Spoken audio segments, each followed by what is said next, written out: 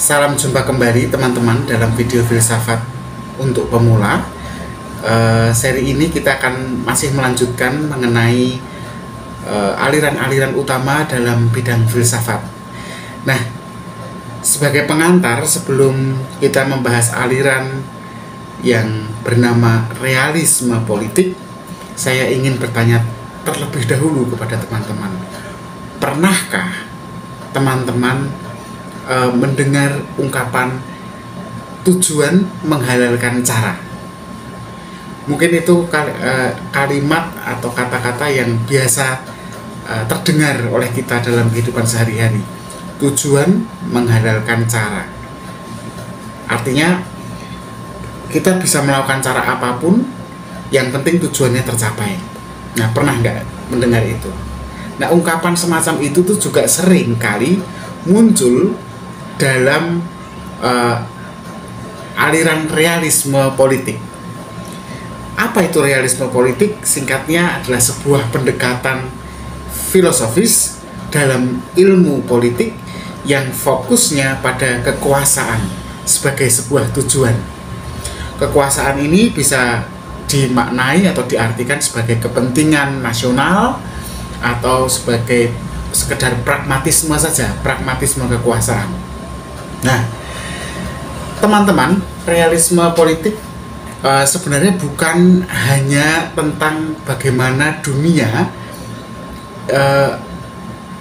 harus dijalankan, bukan. Jadi bukan hanya tentang bagaimana secara teknis dunia harus bergerak, tapi realisme politik dalam artian ini itu lebih mengenai bagaimana dunia benar-benar dijalankan, atau bagaimana dunia ini senyatanya bergerak, bekerja gitu. Nah, ada beberapa tokoh, tetapi saya dalam video ini hanya akan membahas dua tokoh dalam realisme politik yang pasti teman-teman juga pernah mendengarnya. Selain itu saya juga pernah membuat video khusus mengenai dua tokoh ini. Namanya adalah Niccolò Machiavelli dan Thomas Hobbes. Nah, dua pemikir ini kenapa saya pilih? Karena memang keduanya adalah pelopor dalam pemikiran realisme politik. Nah, untuk lebih memahami apa itu realisme politik dan mengapa aliran filsafat ini masih relevan, bahkan masih kita angkat dalam video hari ini, mari kita coba selami dari awal sampai akhir realisme politik itu. Nah, sebagai awalan, realisme politik perlu kita pahami dulu definisinya. Jadi teman-teman, realisme politik ini sebenarnya adalah aliran filsafat, tetapi bergerak dalam bidang politik atau dalam dunia politik. Dan aliran filosofis ini semacam aliran yang membuka medan perjuangan, ya, semacam arena untuk memperjuangkan kekuasaan dan juga untuk memperjuangkan kepentingan nasional. Nah, ada beberapa prinsip utama ya dalam realisme politik. Setidaknya saya sendiri menemukan ada tiga prinsip utamanya. Yang pertama adalah mengenai kepentingan nasional. Yang kedua adalah mengenai kekuasaan sebagai tujuan utama. Kemudian yang ketiga adalah mengenai sifat natural manusia atau sifat alamiah manusia. Nah, saya akan coba bahas satu persatu prinsip tersebut. Pertama, prinsip dalam realisme politik itu adalah mengenai kepentingan nasional. Maksudnya begini, dalam pemahaman realisme politik, negara itu memang harus dijalankan atau dioperasikan berdasarkan kepentingan dia secara ya kepentingan dia sendiri gitu ya. Jadi bukan masalah moralitas, bukan masalah idealisme. Jadi negara itu dijalankan bukan karena sebuah idealisme atau karena moralitas atau etika berpolitik, tapi ya karena kepentingan dirinya sendiri, yaitu kepentingan nasional. Sehingga ada istilah bahwa dalam masyarakat global, ketika ada kerjasama antara negara itu sebenarnya nggak ada keinginan untuk memikirkan kepentingan bersama, tetapi masing-masing memikirkan kepentingannya sendiri sebenarnya setiap negara itu. Kemudian dalam realisme politik, prinsip keduanya adalah mengenai kekuasaan sebagai tujuan utama. Maksudnya begini, segala tindakan politik baik di dalam negeri maupun di luar negeri itu kan sebenarnya tujuannya untuk mendapatkan, menjaga atau mempertahankan, syukur-syukur bisa memperluas kekuasaan. Jadi kekuasaan itulah sebenarnya tujuan utamanya. Jadi bukan tujuan utamanya adalah keadilan, kemakmuran bersama, kebenaran, hal-hal yang bersifat moralistik itu bagi realisme politik itu tidak masuk hitungan karena tidak masuk akal. Kemudian dalam realisme politik adalah prinsip utama yang ketiganya tadi yang sudah saya sebutkan, yaitu mengenai sifat natural manusia. Jadi realisme politik itu berangkat dari keyakinan mengenai manusia sebagai makhluk yang secara alamiah memang egois dan cenderung mengejar kepentingannya sendiri. Kalau diperhatikan teman-teman, ini prinsip utama ini atau belief system dari realisme politik ini berkebalikan dengan anarkisme ya. Kalau anarkisme kan meyakini bahwa manusia itu adalah makhluk yang bersolidaritas ya. Dia tidak hanya hidup sebagai individu tetapi sebagai sebuah bagian dari koloni gitu. Ya mirip dengan nenek moyangnya yaitu sapiens ya. Tetapi itu tadi anarkisme. Nah, kalau realisme politik tidak. Realisme politik justru mirip-mirip seperti kapitalisme, bahwa ada satu keyakinan bagi mereka manusia itu secara alamiah egois. Nah, teman-teman mungkin kalau kita mencoba mendengar prinsip utama tadi ya, itu realisme politik kesannya kan kemudian kayak keras gitu ya, keras, jahat mungkin gitu ya, curang. Tapi sebenarnya kalau mau teman-teman pelajari lebih mendalam, cara realisme politik melihat dunia ini sebenarnya didasarkan pada realitas sebagaimana adanya. Sebagaimana adanya memang realitasnya, kenyataannya manusia itu egois, kekuasaan selalu menjadi tujuan utama, dan tidak ada negara memikirkan negara lain kecuali kepentingan dirinya sendiri, kepentingan nasional. Itulah realitas sebagaimana adanya, bukan realitas sebagaimana seharusnya atau kenyataan sebagaimana idealnya. Jadi realisme politik membasiskan dirinya pada apa yang ada, dunia sebagaimana adanya. Nah, lalu kita masuk ke bagian yang kedua mengenai tokoh-tokohnya. Nah, siapa saja tokoh-tokohnya sudah saya sebut tadi, ada dua yang ingin saya angkat dalam video ini. Pertama adalah Niccolò Machiavelli, yang lahir tahun 1469 sampai 1527. Seperti video yang sudah saya buat sebelumnya, kalau teman-teman bisa menilik ke video tersebut, saya sudah memaparkan karya Niccolò Machiavelli yang cukup terkenal dan bahkan mungkin monumental dalam perjalanan intelektualnya, itu berjudul The Prince, ya, The Prince atau pangeran kalau mau diterjemahkan kasar. Jadi dalam karyanya itu tadi, The Prince, itu Niccolò Machiavelli itu semacam memberi panduan bagi para pemimpin atau para penguasa tentang bagaimana mereka harus bagaimana caranya mereka mempertahankan kekuasaan. Itu jadi isinya itu kayak panduan, buku panduan bagi penguasa supaya bisa mempertahankan kekuasaannya. Nah, Machiavelli sendiri itu sebenarnya terkenal dengan pandangannya yang tadi sudah saya sebut di awal video mengenai tujuan menghalalkan cara, dalam tanda petik begitu. Jadi menurut Machiavelli, seorang pemimpin harus siap menggunakan cara apapun tidak terbatas mana yang baik atau yang buruk, bahkan yang manipulatif dan bersifat kekerasan pun oke, demi melindungi negara dan mempertahankan kekuasaannya. Nah, maka itu tidak perlu heran kalau Machiavelli ini memang membedakan teman-teman antara moralitas pribadi dan moralitas politik.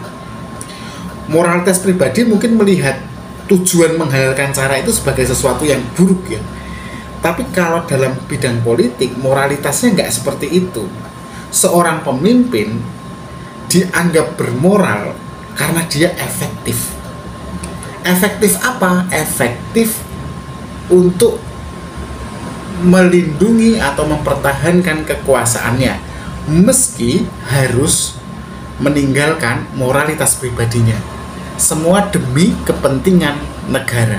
Begitu pembenarannya gitu. Nah, makanya sering banyak orang tidak suka ya dengan karya Niccolo Machiavelli, tetapi sebenarnya Niccolo Machiavelli itu kan cuma memetakan, menggambarkan, memotret apa yang memang terjadi sebagaimana adanya, dan itulah yang terjadi. Kemudian tokoh pemikir kedua dalam realisme politik adalah Thomas Hobbes, yang lahir tahun 1588 dan meninggal tahun 1679. Bukunya juga monumental ya, sangat terkenal, Leviathan judulnya. Nah, dalam bukunya yang berjudul Leviathan itu, Hobbes itu menggambarkan kehidupan tanpa negara itu hanya akan berakhir sebagai sesuatu yang brutal, sesuatu yang dangkal dan penuh kekacauan. Jadi kalau dilihat Leviathan ini, karya Hobbes ini sangat bertentangan dengan aliran anarkisme ya, yang justru mereka mencita-citakan masyarakat tanpa negara, tanpa otoritas, tanpa pemimpin.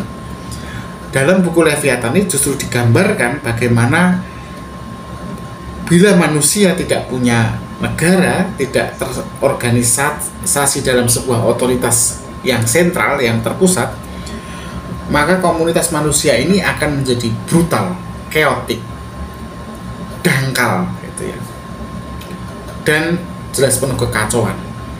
Nah, Thomas Hobbes ini berpendapat bahwa manusia memang secara alamiah itu membutuhkan otoritas negara yang kuat supaya tidak ada konflik, supaya tidak ada gangguan ketertiban. Dengan adanya otoritas ini kan kemudian setiap orang dalam sebuah negara atau warga negara akan terjamin keamanannya. Nah, untuk itu Thomas Hobbes ini sangat mendukung penguasa yang absolut, penguasa yang otoritarianistik, karena menurut Hobbes kekuasaan yang semakin besar, semakin kuat akan dapat menjaga stabilitas masyarakat. Mungkin kita orang Indonesia pernah mengalaminya ya, di Orde Lama maupun di Orde Baru. Seolah-olah kita mengatakannya itu adalah bentuk moralitas kekuasaan yang buruk ketika otoritarianisme terjadi, tetapi pada titik yang lain kita merasakan adanya kestabilan ekonomi, sosial, dan ketertiban masyarakat, meskipun harus dengan kekerasan. Nah, itu sebenarnya yang kalau ada logika semacam itu pasti itu berasalnya juga dari Hobbes. Nah, teman-teman, kedua tokoh ini tadi itu memang sebagai pelopor tapi juga memberi fondasi awal yang kuat bagi berkembangnya aliran realisme politik dalam filsafat. Dan hingga hari ini banyak kebijakan-kebijakan politik modern di masa AI ini bahkan masih berlandaskan pada dua pemikir itu tadi. Nah, memang kalau mau kita rangkum ya, saya sendiri menemukan beberapa poin penting dalam realisme politik.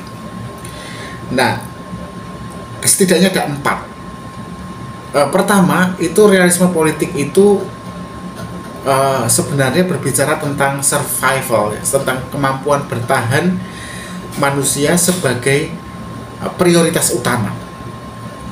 Manusia di sini tentunya tadi adalah manusia yang terkumpul dalam atau terorganisasi dalam sebuah negara, sehingga tujuan utama dari keberadaan negara adalah untuk melindungi dirinya sendiri dan melindungi isinya itu berarti ya tanahnya, warganya, dan segenap aset-asetnya dari ancaman-ancaman yang bersifat eksternal, yaitu negara-negara lain, maupun internal, yaitu ketidakstabilan yang disebabkan oleh warga negaranya sendiri atau oleh bencana alam misalnya. Jadi survival itu adalah prioritas dalam realisme politik. Poin penting kedua lainnya adalah mengenai pragmatisme di atas idealisme. Jadi setiap keputusan politik yang dibuat dalam aliran realisme politik ini itu sebenarnya dibangun berdasarkan kebutuhan nyata atau kenyataan praktis, bukan idealisme moral. Jadi dalam realisme politik ini tidak bisa mengatakan kamu melakukan keputusan politik itu demi menjaga demokrasi, itu idealisme moral. Kalau dalam realisme politik kamu membuat sebuah keputusan politik seperti itu karena kamu ingin dicintai rakyatmu sehingga kamu akan bertahan kekuasaannya. Nah, itu yang menjadi poinnya realisme politik. Jadi pragmatisme itu di atas idealisme. Kemudian yang ketiga, poin utamanya adalah anarki dalam hubungan internasional. Maksudnya begini, para pemikir atau penganut realisme politik itu tidak mempercayai adanya sebenarnya otoritas global semacam United Nations atau semacam Pakta Pertahanan Utara, NATO, atau pokoknya otoritas global lah ya, yang bisa memaksa setiap negara untuk bertindak secara moral. Mereka nggak percaya dengan itu. Jadi mereka itu ini menarik nih, orang-orang realisme politik itu tidak menganut anarki dalam konteks lokal atau nasional. Tetap yang namanya sebuah masyarakat harus punya pemimpin, tapi mereka itu berpola pikir anarki ketika dalam konteks yang global atau hubungan internasional, di mana mereka menolak adanya otoritas yang mengatur negara-negara di dunia, sehingga setiap negara dihalalkan untuk melakukan apapun dengan cara apapun demi kepentingannya sendiri. Wah, ini menarik ya. Jadi pada sisi yang lain dia sama sekali bertolak belakang dengan anarkisme ketika itu bicara di taraf lokal atau nasional, tapi di taraf global dia tiba-tiba menjadi seorang anarkis. Itulah realisme politik. Yang keempat adalah mengenai poin yang penting lainnya adalah mengenai keseimbangan kekuasaan. Jadi negara, menurut para pemikir realisme politik, negara itu harus mempertahankan kekuatannya demi apa? Demi tidak didominasi negara lain. Ya, sederhananya seperti itu. Nah, itulah 4 poin yang saya temukan sebagai garis besar atau rangkuman dari pemikiran realisme politik. Mungkin saja terdengar keras atau malah mungkin menjijikkan untuk teman-teman yang memang punya idealisme dalam bidang politik. Tetapi kalau mau direnungkan, cara realisme politik ini mencerminkan dunia politik ini sangatlah nyata, yaitu sebuah medan perjuangan yang penuh dengan kepentingan dan kekuasaan. Masing-masing berjuang untuk merebut atau menjaga kekuasaan sebagai kepentingannya masing-masing. Nah, teman-teman, sebenarnya realisme politik itu sendiri bukanlah sebuah sekedar sebuah teori ya. Realisme politik benar-benar memang diterapkan dalam konteks yang nyata. Misalnya dalam diplomasi kekuasaan, dalam bidang itu. Contoh nyata dalam bidang realisme politik di dunia itu menunjukkan sangat tampak dalam perang dingin, di mana Amerika Serikat pada saat itu, kalau teman-teman lihat, dan Uni Soviet itu tidak berperang terbuka, tetapi berperangnya itu meminjam negara-negara lain, misalnya Vietnam, ya toh, di mana di situ kepentingan Amerika dan kepentingan Rusia beradu, gitu ya. Di Indonesia sendiri tahun 1965, di mana Amerika Serikat dan Rusia itu punya andil dalam perang di dalam negara kita, gitu ya. Nah itu tuh sebenarnya polanya itu model diplomasi kekuasaannya itu lewat penyeimbangan kekuatan agar tidak terjadi dominasi satu pihak ke pihak yang lain. Nah itu polanya realisme politik dalam bidang diplomasi seperti itu. Kemudian realisme politik itu juga dalam prakteknya itu digunakan dalam kebijakan domestik atau kebijakan di dalam negeri. Kalau teman-teman amati, pemimpin itu kan sering membuat keputusan yang kontroversial ya, seperti meningkatkan pengawasan atau menerapkan satu kebijakan keras demi menjaga kestabilan negara. Nah hari ini teman-teman merasakan itu. Nah itu semua itu berangkatnya dari realisme politik.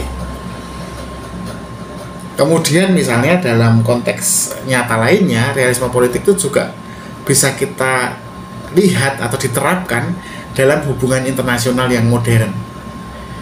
Jadi misalnya ya, realisme politik itu kalau mau teman-teman perhatikan itu sangat mempengaruhi kebijakan luar negeri negara-negara besar. Contohnya ini, persaingan ekonomi dan militer antara Amerika Serikat dan Cina hari ini. Ini kan terlihat sekali ya bagaimana masing-masing egois gitu ya. Dan masing-masing berusaha menyeimbangkan kekuatan. Nah, itulah contoh nyata dari realisme politik. Tapi tentu saja ya, realisme politik sebagai sebuah aliran juga bukan tanpa kritik. Seperti aliran filsafat lainnya, realisme politik itu punya banyak kelemahan, teman-teman. Beberapa kritik misalnya yang seringkali dilontarkan kepada realisme politik adalah mengenai bagaimana realisme politik itu dianggap terlalu pesimis gitu ya. Karena melihat manusia itu sekedar sebagai makhluk yang egois dan haus kekuasaan. Ini kan mendegradasi arti manusia yang sebenarnya ya, bahwa manusia nggak melulu egois kan, manusia punya belas kasihan juga, manusia punya perasaan untuk ingin solider dengan sesamanya, untuk charity, untuk memberikan kebaikannya, kewelas asihannya gitu. Nah pandangan yang sinis pada kemanusiaan ini seringkali menjadi kelemahan dari realisme politik. Kemudian yang kedua, realisme politik ini seringkali dituduh terlalu fokus pada kekuasaan. Nah, kritikusnya itu seringkali melihat bahwa aliran realisme politik ini mengabaikan pentingnya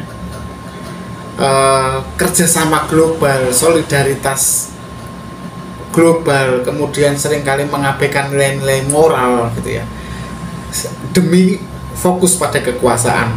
Nah, itulah kelemahan realisme politik, sehingga dia tidak holistik, dia melulu pada kekuasaan.